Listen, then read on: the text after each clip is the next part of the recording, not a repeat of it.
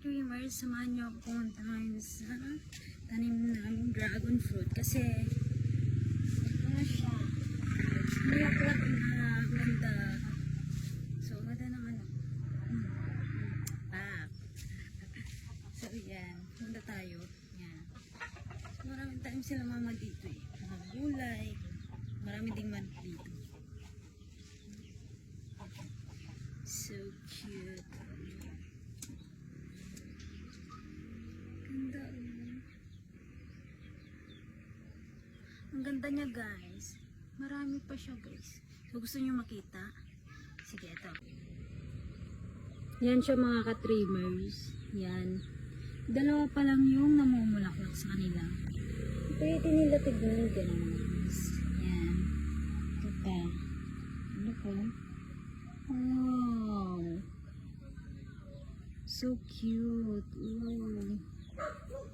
Yan. Cute talaga guys. So, ito pa. Meron pang mga iba dito. Yan. Yan. Oh. Ganda. Meron pa guys doon. So, yung makita. So, yun guys. Gata ng manok ni Papa.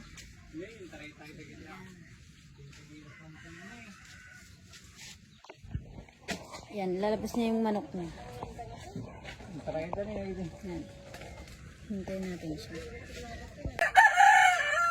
So guys, ito yung mga kumuha ng manok niya.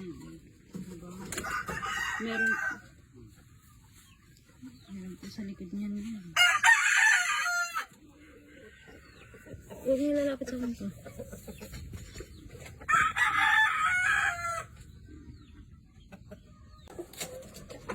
Ito yung farm ni Papa. So, yun yung dragon fruit guys. Yan. Ito yung mga kulungan ng manok niya. Yan. Wala na kayong pagdahan guys. Yan. Wala na manok niya. Yan. Ayan.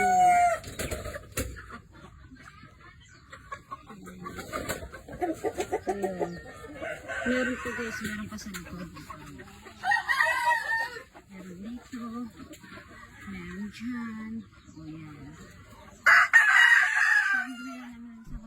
So yun, nagaganda-gandaan muna ako dyan. Ganun. 1, 2, 3, 3, 2, 1. Test complete. Yeah. Okay. Woo. Okay. Yeah. I do not miss. Hey. Started from Cali and now I got bitches in Europe. They singing my shit. Remember, it's never the critic who counts. That's just the way that it is. Tell me, why would I listen to you on this shit when you never could do what I did? So yun lang guys. Thank you for watching.